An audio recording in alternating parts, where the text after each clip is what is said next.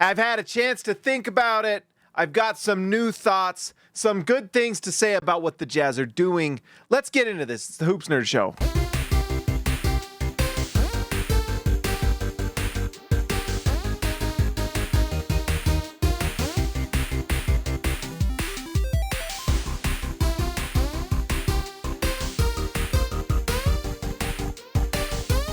All right, guys. So I think I learned a lesson. I need to.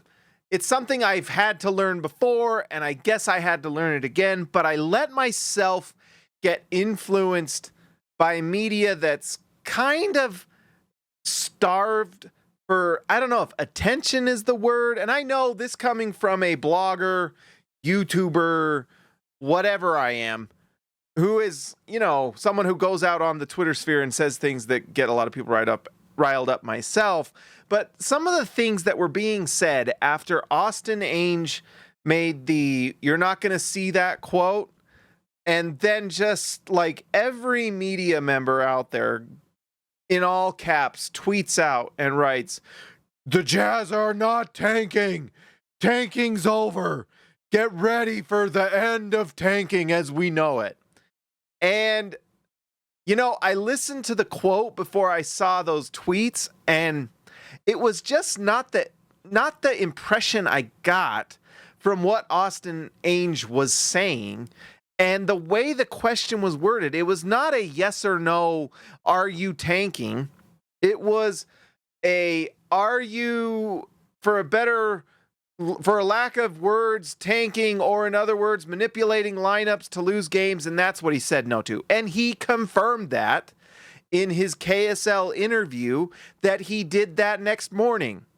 I've been doing this a long time. And, not everyone's always going to agree with my comments. Believe me, I know from the comments in my videos that some of you don't agree. I know. But one thing I do know about myself is I have a very good, like a BS detector, and I have a really good, I'm like a bird dog with media movement, and I know what's going on. I can assure you that the Jazz saw all the tweets and all the things about tanking, and it is not a coincidence that after the fact, they have a thing that morning on KSL to talk, and he provides clarification. Go Google it. You can go listen to the Austin Ainge interview with DJ and PK. It is very worth your time. He provides a lot of clarification. And basically what Austin Ainge says is that they're going to play games to win. They're not going to manipulate lineups to lose. And in all honesty, I say hallelujah. I think that's great, because what I think they're going to do is do this right. At least I hope so. But it just does not make sense, a lot of the things the Jazz have done the last 2 years.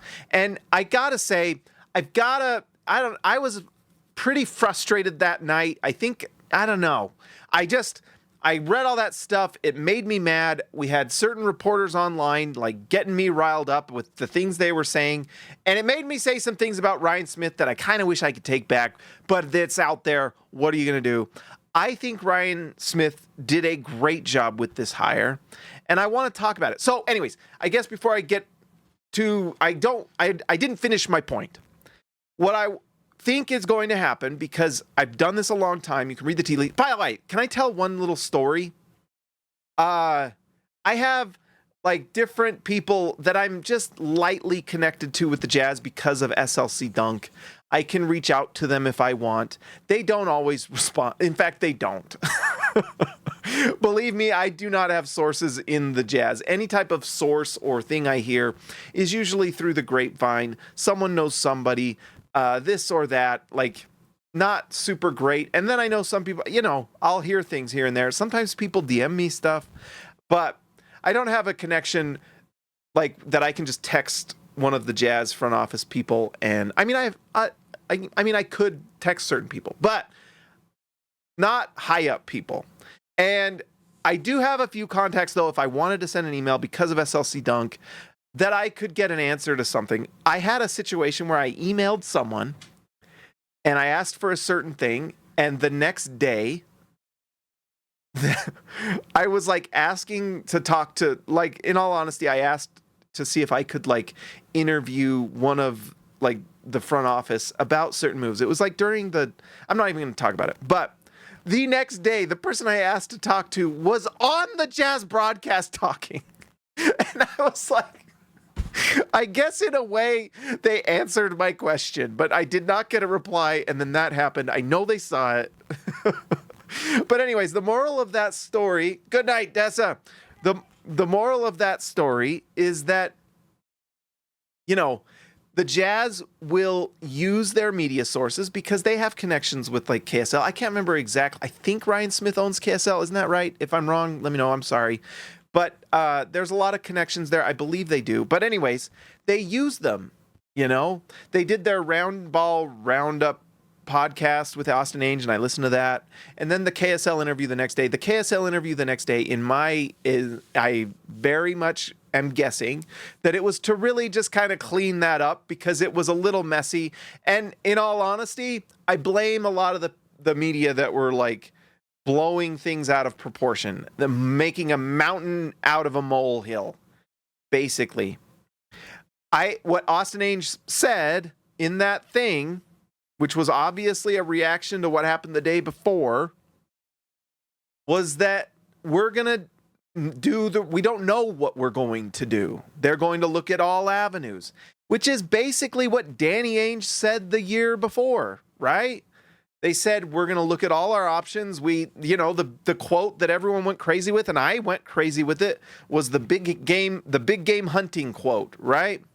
This year, it's we're not going to do that. So I guess every year we have a tradition of a big quote that everyone runs with. And that was the quote this year. But then he clarified, and I tell you what, and I talked about it in my last video, I guess we got to know what the definition of tanking is. Is tanking just manipulating lineups to lose? I guess is that the definition of tanking then, I guess? Because then I guess technically they did. But if the Jazz trade off their vets like they should have done the last 2 years and just lose because they're young and not very good, is that tanking or is that just being bad? Like, what's the definition of tanking, I guess, you know?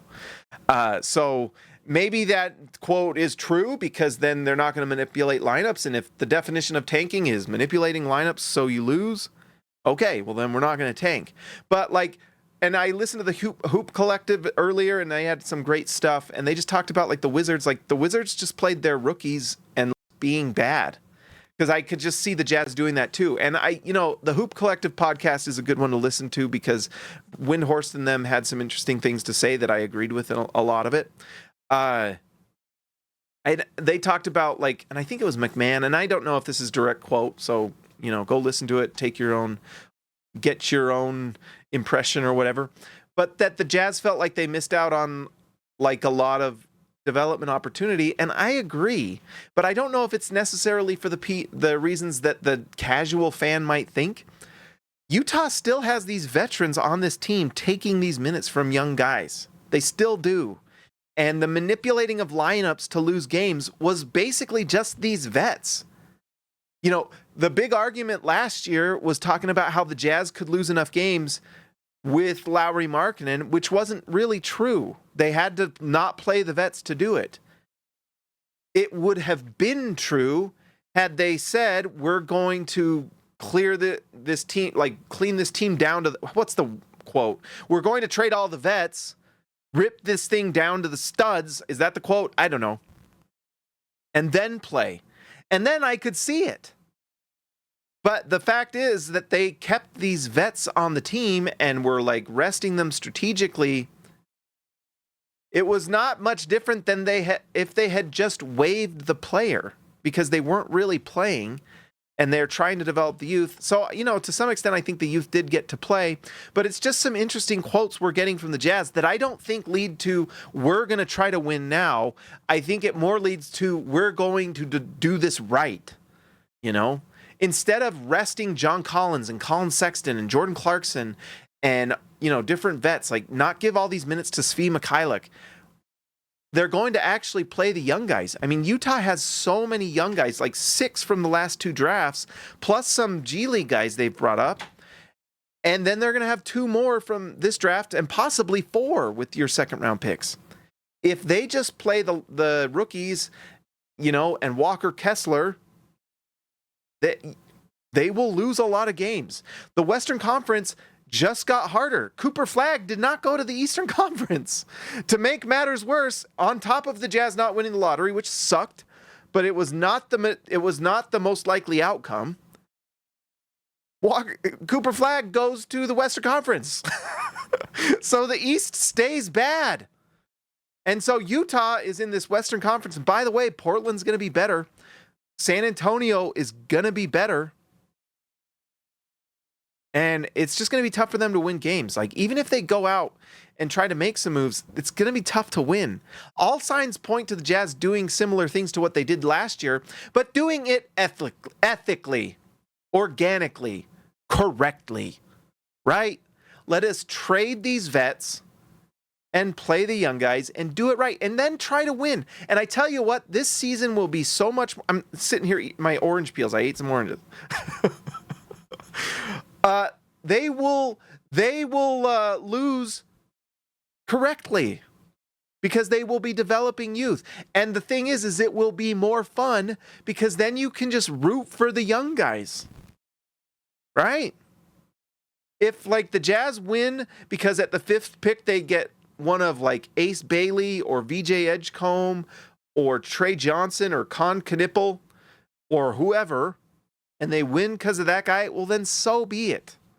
And I guess one thing that I'm kind of at peace with at this point is that, yes, the Jazz did not jump, but a lot of teams didn't jump. The Nets didn't jump. The Raptors didn't jump. The Wizards didn't jump. Neither did we. So we had a bad day, but so did a lot of other guys. And it's just the reality of the lottery at this point. The other thing pointing to why I think Austin Ainge is going to just do the exact same thing is that the Jazz, he did say in that interview how important the pick is. He has reiterated in every article I've read and interview he's given and everything that pick matters. And it does. It does. Utah, most likely, I mean, considering our freaking luck, has to probably be around 5 next year or worse to keep their pick. It is extremely unlikely if Utah was at like 5 to fall to 9. That's just very, very, very unlikely. And so if Utah can be around there because they try to win games and, the odds of jumping are a little less than 14, but they're at like 10, then whatever. And if you keep your pick, then great. But they do need to keep the pick. They do need to keep the pick. It is extremely important to get that pick next year.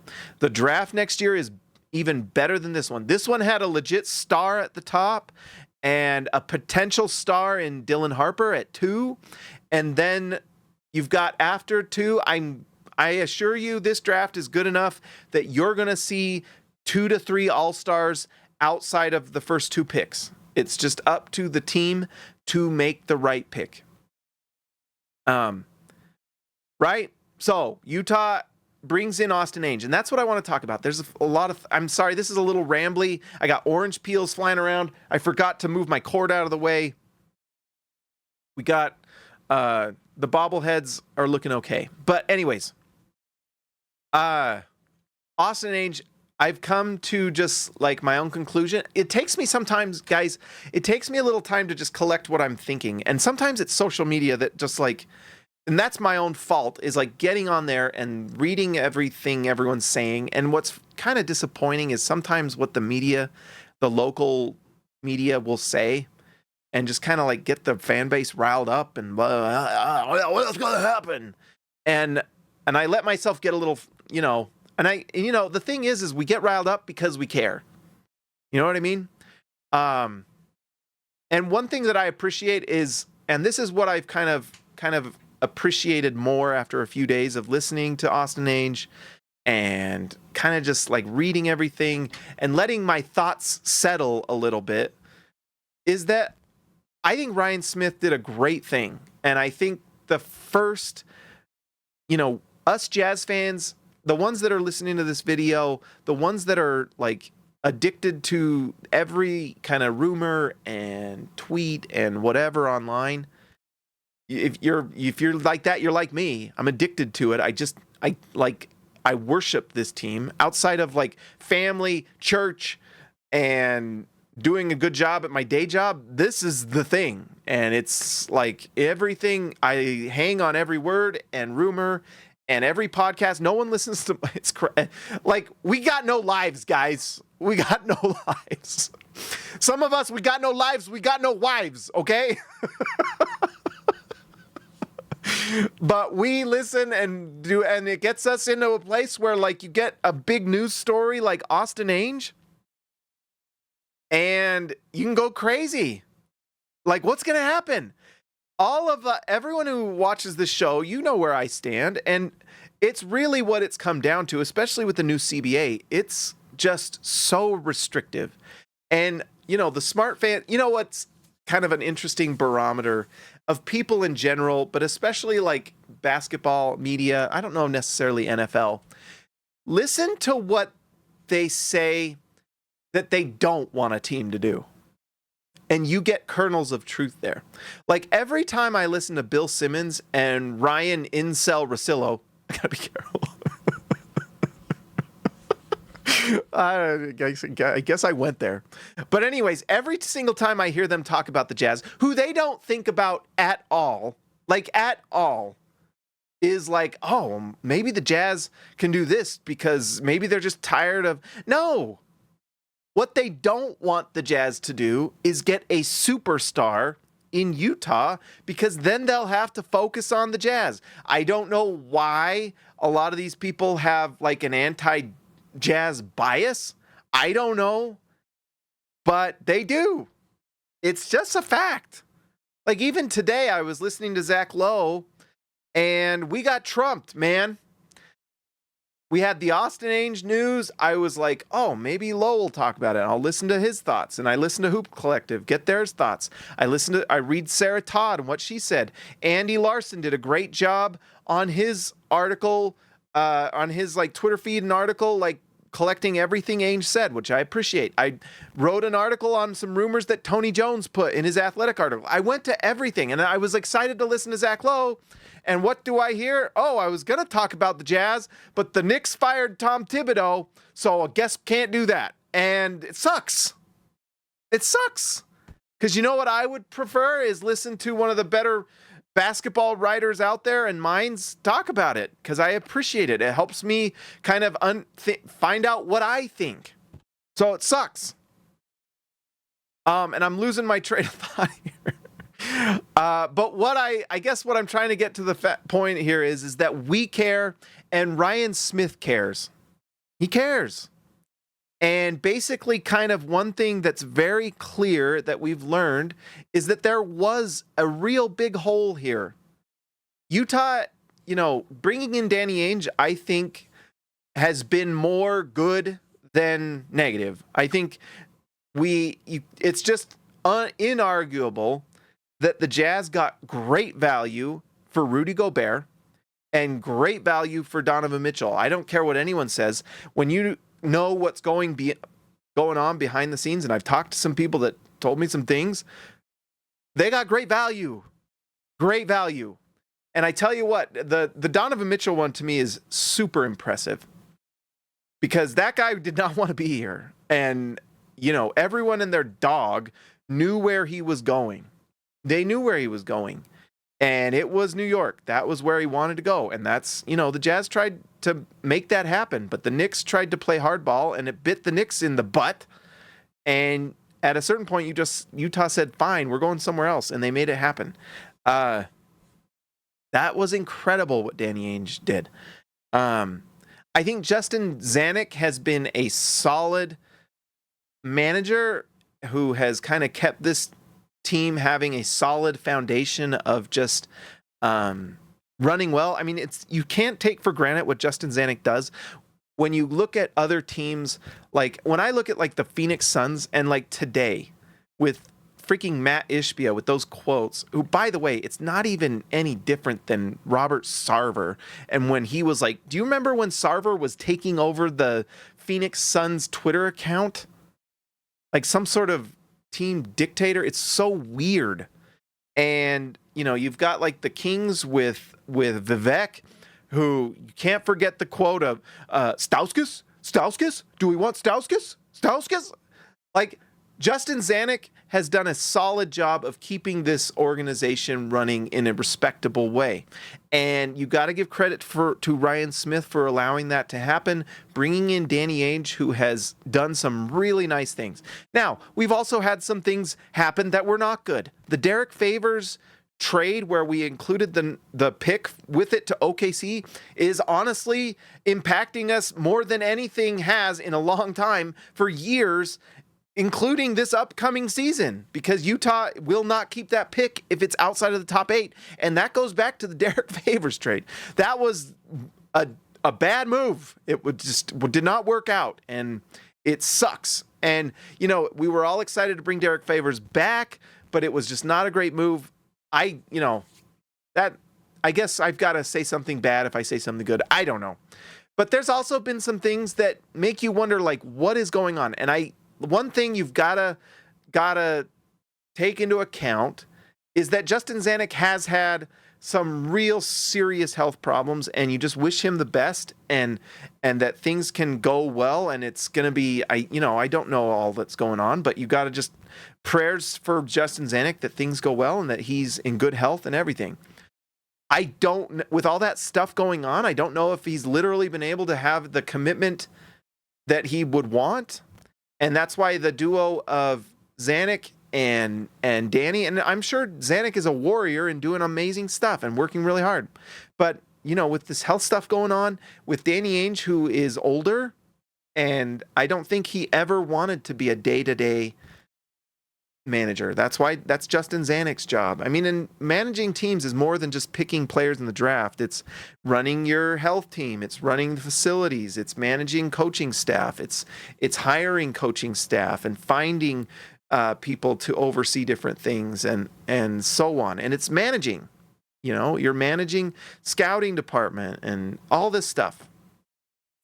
And I'm sure Danny didn't want to do all that.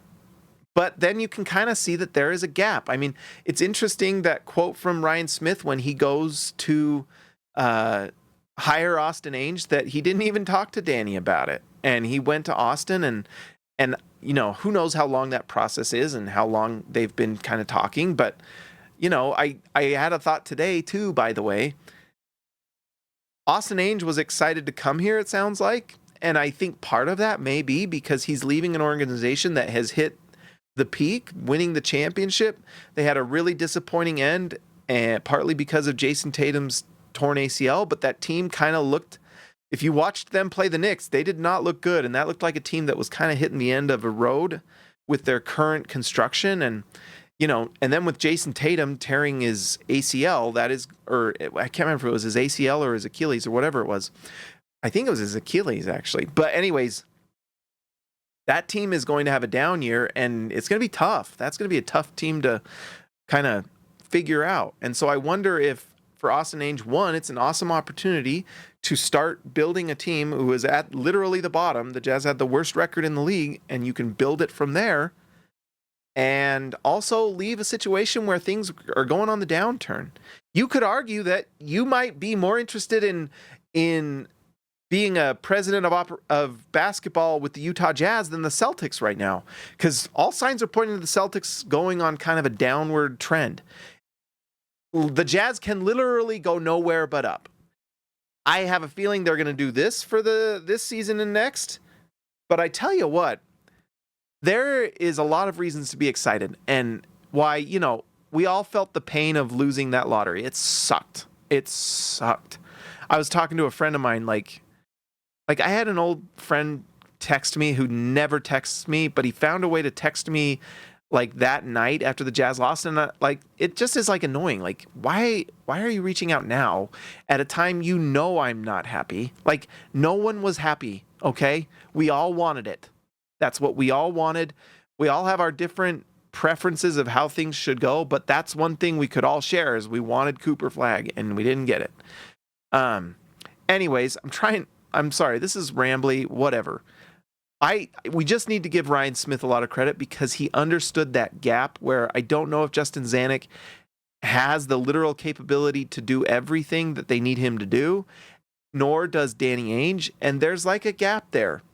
And I have this feeling, I mean, one thing that Austin Ainge said that was really interesting is that him and Danny worked together for like, I don't know how many years it was, 12 to 14 years or whatever. I think it's 14. I mean, there's got to be a little influence from Danny there, and it was kind of fun to hear him talk about how aggressive he kind of talked about Danny Ainge being, when we all kind of think of Danny Ainge being like waiting until he gets the deal he wants. I love the fact that Austin Ainge says he's going to be aggressive and he is going to go out and, he may not make a move for a year or he may make a move in a month. Something tells me we might see something this draft. We'll see. You never know. But anyways, I think he's going to be aggressive. And the other thing that I've kind of wondered is, I mean, Danny Ainge has a reputation that just might make things difficult. Dumb owners like Vivek and Ishbia. I mean, I guess Ishbia made the trade with him with that pick, which was, by the way, another brilliant move by Zanuck and Ainge, turning like the three worst picks they got. So those 3 years, the worst pick. So every other year, the Jazz get a pick from the Cavs and the Wolves, and the worst of those picks goes to the Suns. They already gave one to the Suns that they already squashed. So basically 2 more picks they owe to the Suns, but it'll be the worst of the Jazz 3 picks each of those seasons. They get the 2031 pick from the Suns, and Ishbia, who just today said, I'm just doing everything. I mean, it's music to my ears. Go ahead, Mr. Ishbia. Go ahead. Oh, guys, that 2031 is going to be delightful. That was such a good trade. I'm telling you. I think the Jazz might, I mean, outside of their own picks, which they can make the most value out of, like the Jazz's own picks right now are their greatest asset because it's like this year it's the number 5 pick. That's a great asset. Incredible. And that pick at worst gets you what? Trey Johnson? At worst. So by the way, one reminder that worst record did get them the 5th pick. We talked about it all year, and it got them the 5th pick. So great job by the Jazz doing that. I know they want to do more ethical tanking, which is fine. That's great. It's more fun for me to just root for them to win, and then they lose. I'd rather just be naturally bad, I guess, and get some assets for John Collins and Colin Sexton, whatever you can. But I think what I really am hopeful, and I think the Austin Ainge might do it, is I think that they're going to have a much clearer direction this upcoming season. I'm trying to be careful not to be too negative about things because at the end of the day, like no one's going to bat 1,000, So yeah, I think Ryan Smith understands this team as well as everyone. I don't know if I sat down. By the way, if Ryan Smith wants to come on this show, if anyone knows Ryan, I sent him a DM one time to come on my show. I'll send him another one, I guess, and say, hey, do you want to come out? I would, by the way, love to talk to Ryan Smith about just what it's like being an owner of the Jazz. I've never cared. Like, I love how things have worked out for me personally. Like, I love writing about the Jazz. I love that I talk into this microphone, and I guess people find it worth listening to. But if there was one person that, like, has that access to doing things that I would like to do, it's Ryan Smith. And what I would like to do is sit in that draft room and see how it goes and know all the different trades going on and all these different things. Like, to me, like, if I was an owner, the fun of it is just being in the know, like that, because like, just like I said earlier in the show, I live and die and breathe all the rumors and every little word and every single thing. Like Brian Windhorst gives us one little nugget in a in a podcast, and it satiates me for a day, right? We're like NBA or Jazz vampires. Like just one morsel of one little drip of NBA news is what we need. Or maybe we're like NBA drug addicts. I don't know. But anyways, I think Ryan Smith understands really well. I think we probably need to give him a little more credit. I'm going to try to give more credit to Ryan Smith and just be, I guess I'm pretty positive in general. I'm going to try to be just more positive about certain things. I was extremely happy, honestly, with how the Jazz ended last season. I was disappointed that we still haven't found a trade for these veterans, but I have a feeling we might. And who knows? Maybe they'll go and try to trade for Giannis, and if that's the case, then things will be interesting. I don't think they'll do that, though. I mean, here's the other reason why I think I liked what Austin Ainge says, because I think he's going to look at the lay of the land. It's Occam's razor in a lot of ways.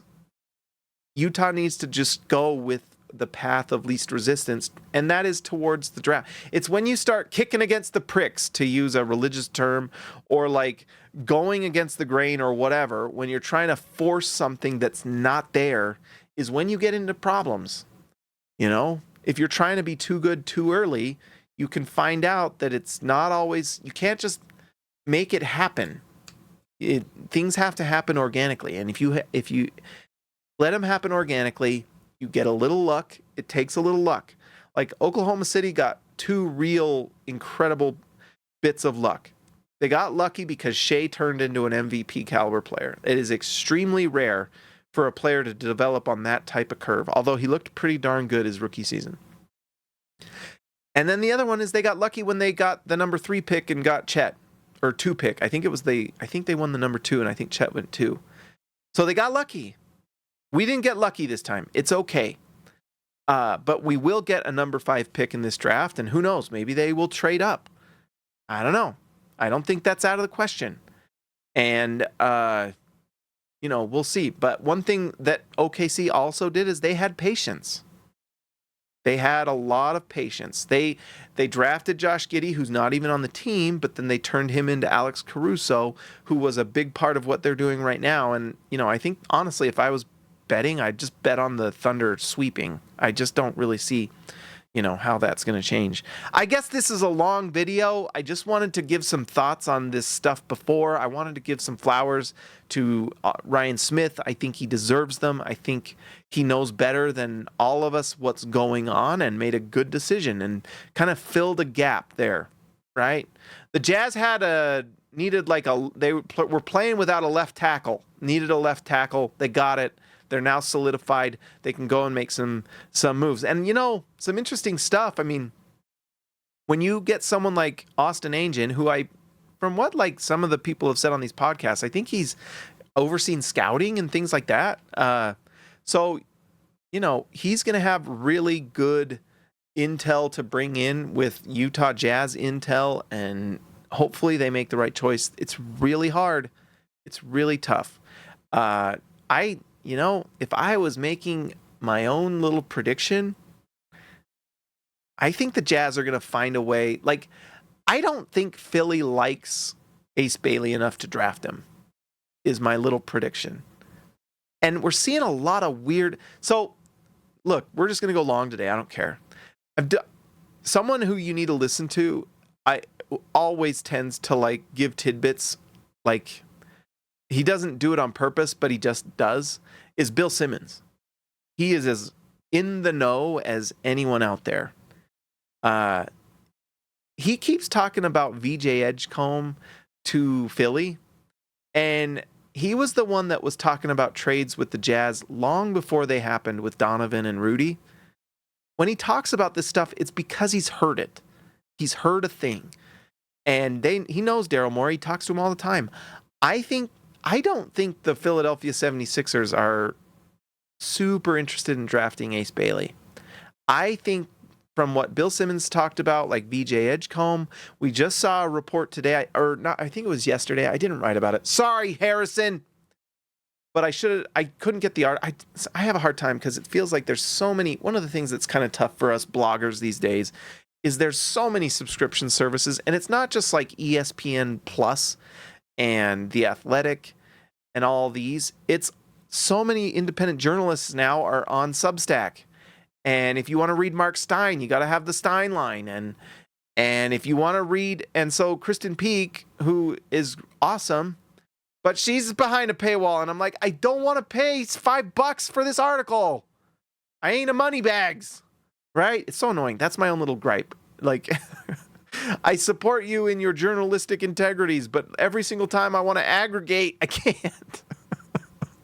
I have to like send it to the SB Nation Slack channel, and someone has it, and they all share it, and then that's how we share our stuff. But anyways, there's a little inside baseball. And by the way, sometimes our little SB Nation, I love that chat, by the way. I'm just going, if you're listening to this still, you're the best. I love the camaraderie I get with the other managers. We are one of 32. And I love that brotherhood and sisterhood of the different managers managing these teams. The guys and girls in that chat are amazing that run these teams. We are a bunch of crazy people that like, and it's fun. And some of them have cool connections. And sometimes I'll reach out to certain people and be like, because I was like, last year I was reaching out about that, and this is just certain things. I don't know. I don't care. It didn't happen, but like I was reaching out about that Golden State stuff, and it's very, very clear that was coming from the Golden State side, but I don't think it was 100%. Like, it was obviously something was there, because the Jazz never came out and said no. They said, well, if we get an offer that works. They weren't saying no. And then we'd have reports like, and then even Tony Jones at one point comes out and says, yeah, maybe. So something was there and something was going on. And then I had reached out, and I don't know what's true. That's the other thing you got to realize is so many of these things are fluid. I remember back when, I've talked about this a lot. This is a really long video. I don't know how many people are even going to watch this. But I remember during the Miller days, we had two like really good sources. Like, and this was when I was just one of the contract writers. But like Michael had some guys he knew, and we had some guys that like, we had one guy, I can't even say it because I can't reveal things, but we had one guy that knew like literally everything. And another guy that was like, yeah, never mind. But anyways, we knew. And one thing I learned, and every single thing we'd learn is like, we'd be like, wow, this trade is like coming. This trade is coming. I can't believe it. And we'd get like an article written, like get that article written, get that news thing. When that drops, then you can just hit publish and boom, you're done. Well, guess what? More often than not, you'd get that article written and there would be nothing. Like it wouldn't happen. I remember like before the Donovan Mitchell draft, there was like a trade on the table for some things that if it had happened, it would not have been good. And it like they're just like things that happen, and like we like expected something and it didn't happen. And I used to like, and so that's part of why too, like I just am jealous of Ryan Smith, because I'm sure he knows all these different things that go on, and oh my gosh, we got this offer for this, and I just live for that. That's like the best. It really is the best. Isn't it the coolest when you like hear a rumor and it's like, whoa, that's just the stuff I live for. I love that stuff. So anyways, this was a ramble. Shout out to Ryan Smith. I think he's doing a really solid, good job. Please, Jazz, get that top 8 pick. Tank ethically. Please trade Colin. Please trade John. Please trade Jordan. And also, please trade Lowry. Please. Please. Can we just trade those guys? I don't care. Like, if you like, I'm not, it was interesting. What else? Sorry, long video. Who was it? It was Hoop Collective. It's actually a great podcast to listen to. Or maybe it was Low. I think it was Low. He had Caitlin Cooper on, and she was talking about Pacer stuff. But there really is a blueprint to win the championship where you have, like, one of the core pieces of a lot of these teams is having a rim protecting center that also spreads the floor on the other end, right? Miles Turner, great rim protector, great 3-point shooter. Miles Turner is the most underrated player in the NBA. He really is. Like, it is very rare to have that player that on one end is a great rim protecting defender, and then on the other end is a great shooter, you know? So this year, the Pacers, they use it. It unlocks so many things, you know? And you've got the Oklahoma City Thunder, who can do that with Chet. They can run all sorts of different lineups and do that. The Boston Celtics, they win the title last year with Porzingis at the center, shooting threes. When Porzingis wasn't playing, they were able to keep that 5-out offense going with Al Horford, who is one of the more underrated players in the last 10 years, 20 years, right? And just goes down the line. Like Toronto, when they win the title with Kawhi, they go get Marc Gasol, who was shooting threes at that point. The Bucks, when they win the title, you have Giannis, who's the main playmaker, but who's shooting threes? Brook Lopez, right? So you just have those players that can spread the floor and protect the rim on the other end is just super valuable. Even the Lakers, when they win in 2020 in the bubble, you have LeBron handling the ball, and AD got hot in the bubble. People forget that AD looked like unreal. He like shot the lights out in the bubble, and then you combine that with AD's defense, and you shouldn't be that surprised that the Lakers won. So, you know, it's kind of the formula. And so we'll see what happens. But like if the Jazz just go all young guys and Walker Kessler and trade everyone else, I think that's probably what they should do. Now, whether they can make trades happen that aren't terrible, fine. But I'd be fine with average trades, right? If you get trades that clean your books out and Utah, like here's final thoughts. How long is this? This is long. Final thoughts. If Utah, after next season, has clean books, and let's say they get a number 5 pick and it turns into like a starting caliber player, like I think that's like the medium hope there, right?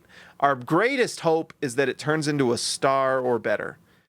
I think it's fair to hope and maybe even expect a rotation player, or at least a player that can develop into that or better. And then the worst case is that you've got like a bench player. And, you know, if you get that, then great. I mean, the Jazz, I would say, haven't done a bad job drafting. Taylor Hendricks got injured, so we didn't get to see a lot last year. There were some things that were a little worrisome. Like I wanted to see him dominate in Summer League a little more than he did. I think, you know, the idea of Taylor Hendricks is a little bit better than the reality a little bit. But, you know, he did look awesome to start the year last year. Maybe he, you know, I don't know. I'm very high on Taylor Hendricks, but I'm also trying to temper my expectations. Keontae George looks like an incredible sixth man. At the 16 pick, if you've got a nice bench player, that's pretty darn good at 16 or whatever he was. Cody Williams wasn't great. I think it's not difficult for him to develop into a rotation player because he can defend and shoot the three. And if he can do those two things, you've got a player that can get on the floor, right? Especially if he becomes a really good defender. I think the Cody Williams stuff is a tiny bit overblown because I think let him develop a little bit. My gosh, can he just get, I mean, he's as skinny as could be and, you know, but, you know, he might be a bust, whatever. He was a 10 pick, so. And then we got some guys in Filipowski and Collier and Sensabaugh that all look like they could develop into something. We'll see. I want to see all these guys play. I want to see our number 5 pick play. And 21, we're going to get somebody, guys. I mean, Traore in Europe looks incredible.